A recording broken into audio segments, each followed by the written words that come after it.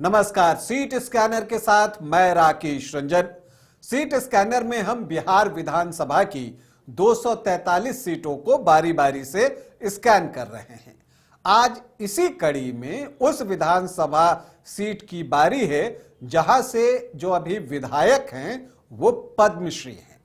जी हां, इस सीट से पद्मश्री भागीरथी देवी जो हैं वो विधायक हैं, भाजपा की नेत्री हैं। और मैं बात कर रहा हूं रामनगर विधानसभा क्षेत्र की, जो कि पश्चिम चंपारण जिले में है और वाल्मीकि नगर लोकसभा के अंतर्गत जो 6 विधानसभा की सीटें आती हैं उनमें से एक है। अगर हम रामनगर की बात करें तो रामनगर एक समय कांग्रेस का गढ़ था, लेकिन जब समय बदला तो अब स्थिति ये आ गई है कि ये बीजेपी का मजबूत किला बन गया है। तो बीजेपी की एक किलेबंदी है, उसको भेदने की चुनौती जो है वो महागठबंधन के सामने है। यहां पर अगर हम देखें तो जो पहला चुनाव हुआ था वो 1962 में हुआ था और तब जो ये सीट थी वो सामान्य सीट थी। दरअसल रामनगर जो है नए परिसीमन के बाद अनुसूचित जाति आरक्षित सीट बनी है, उससे पहले यह सामान्य सीट ही थी। तो जो पहला चुनाव 1962 में हुआ था तो रामनगर के पहले विधायक नारायण विक्रम शाह थे। स्वतंत्र पार्टी के उम्मीदवार के तौर पर उन्होंने चुनाव जीता था। यहां पर अगर आप देखें तो अब तक कुल 15 चुनाव हुए हैं और सिर्फ 5 ही व्यक्ति यहां पर विधायक बने हैं। तो इसका मतलब यह हुआ कि रामनगर अपने विधायक पर भरोसा जताता है और उन्हें पर्याप्त समय देता है कि आप जो कार्य, जो योजना आपने क्षेत्र के लिए सोच रखी है उसको अमली जामा पहनाएं। और अगर उनको जब लगता है लंबे समय के बाद भी कि ऐसा कर पाने में विधायक असफल रहे हैं, तब वो विधायक बदलता है। इस बार अगर आप देखिए तो जो अब तक चीजें हैं, कांग्रेस ने यहां पर 6 बार जीत हासिल की है अब तक। बीजेपी यहां की सबसे सफल पार्टी है, 7 बार उसे कामयाबी मिली है। स्वतंत्र पार्टी 1 बार और जनता दल जो है उसको भी 1 ही बार कामयाबी मिली है। साल 2000 से यहां बीजेपी लगातार चुनाव जो है वो जीतते जा रही है। 1990 में भी बीजेपी को जीत मिली थी, तब पहली बार रामनगर में कमल खिला था।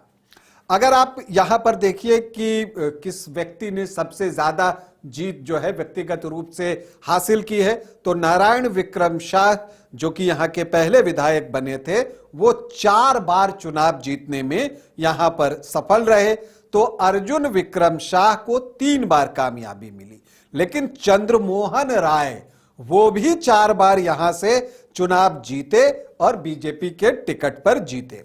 और अब भागीरथी देवी बीजेपी की ही कैंडिडेट के रूप में चुनाव लड़ती आई हैं, वो भी 3 बार यहां से चुनाव जीती हैं। अगर आप आखिरी 3 चुनावों की बात करें रामनगर में साल 2010 से, तो आपको सिर्फ बीजेपी और बीजेपी ही दिखेगा। साल 2010 में भागीरथी देवी जो है यहां पर चुनाव लड़ने के लिए आई। इससे पहले वो शिकारपुर से विधायक रही हैं, वहां से भी 2 बार जो है उन्होंने चुनाव जीता था 2000 में, और 2005 के अक्टूबर में वो शिकारपुर से विधायक बनी थी। तो लेकिन जब रामनगर की सीट जो है SC आरक्षित सीट हुई तो वो यहां से चुनाव लड़ने आई और 2010 में 41.5% वोट उनको आए और वो 29,782 वोटों से चुनाव जीतने में सफल हुई। जब 2015 में महागठबंधन बना और जेडीयू भी आरजेडी और कांग्रेस के साथ एक ही बैनर महागठबंधन के नीचे चुनाव लड़ने आ गई, तब यहां से कांग्रेस ने पूर्णमासी राम को यहां से प्रत्याशी बनाया। लेकिन आपको यह दिखेगा कि 2010 में जहां भागीरथी देवी को 41.5% वोट मिले थे, 2015 में जो है उनको 48% वोट मिले, मतलब 6.5% वोट का जंप था उनके लिए, और तब उनकी जीत हुई 17,988 वोटों की। जब साल 2020 आया तो फिर से भागीरथी देवी पर पार्टी ने भरोसा जताया और तब जो पूर्णमासी राम के छोटे भाई हैं राजेश राम, उनके खिलाफ चुनावी मैदान में उतरे और भागीरथी देवी को इस बार 39.5% के पास वोट आया। हालांकि यहां तीसरा कोण खुला था और सुबोध कुमार जो है वो चुनाव लड़ रहे थे, जिनको कि वहां पर 13.7% वोट आए। तो इसका नुकसान भागीरथी देवी को हुआ, लेकिन बावजूद इसके वो 15,796 वोटों से चुनाव जीतने में सफल रही। तो अब सवाल उठता है कि 2025 में कौन कौन दावेदार है। तो देखिए, एक दावेदारी तो भागीरथी देवी की बनेगी ही, 5 बार की विधायक हैं। लेकिन एक चीज और भी है यहां पर कि भागीरथी देवी के उम्र को लेकर भी कुछ सवाल होते हैं। तो ऐसी परिस्थिति में और कौन कौन से दावेदार हैं, तो उसमें से जो एक नाम निकल कर आ रहा है वो सुबोध कुमार का नाम निकल कर आ रहा है, जिन्होंने पिछला चुनाव लड़ा था तो 26,000 से ज्यादा वोट लेकर वो आए थे। मतलब उनके क्षेत्र में एक पहचान है।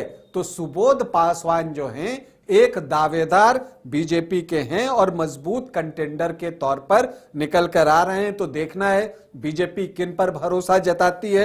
हालांकि जो राजेश राम है, पूर्णमासी राम के छोटे भाई, जो पिछला चुनाव कांग्रेस के टिकट पर लड़े थे, वो भी अब जेडीयू में आ गए हैं, जनसंपर्क वो भी कर रहे हैं। ये सारी चीजें जो है दिखती हैं। जहां तक कांग्रेस का सवाल है तो नरेश राम अपनी दावेदारी करते हुए यहां पर दिख रहे हैं। जनसुराज से भी कुछ एक प्रत्याशी हैं जिनका की दावा है। तो दावेदार तो हैं, लेकिन बाजी कौन मारेगा। तो देखिए, यहां का जातीय समीकरण देखिए, जो कि बहुत दिलचस्प है। यह एक अनुमान पर आधारित है। जो अनुसूचित जाति के वोटर्स हैं वो 16.89% है, लेकिन एसटी वोटर्स, अनुसूचित जनजाति, वो 22.5% है, 22.57%। यह बड़ा आंकड़ा है। और इसमें जो थारू जनजाति है उनकी बड़ी संख्या है और वो निर्णायक हैं। मुस्लिम वोटर्स की संख्या भी यहां बहुत अच्छी है, 20.3%।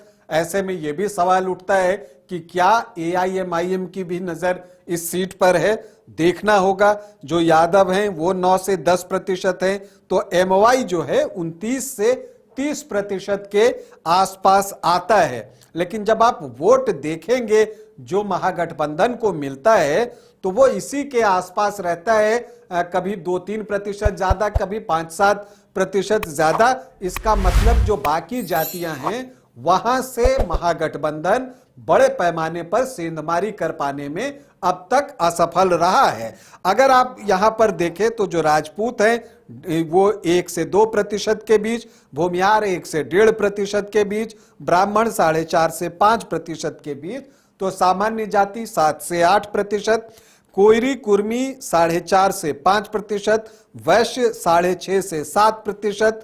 तो ये जो आंकड़ा अगर आप देखिए तो ऐसे आपको जो दिखता है, जो एनडीए को जो जातियां वोट करती हैं वो लगभग 20% के आसपास ही दिखता है, 19-20%।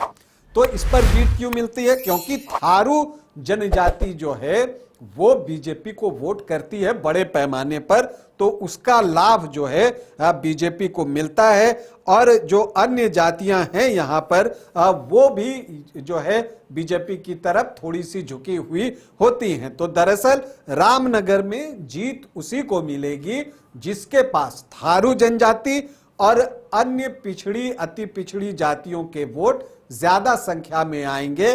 रामनगर में उसी की जीत होगी। तो एक रोचक और रोमांचक मुकाबला रामनगर में। और दिलचस्पी इस बात की भी कि इस बार यहां से दोनों गठबंधन से प्रत्याशी कौन होते हैं। अभी के लिए इतना ही, इजाजत दें, नमस्कार।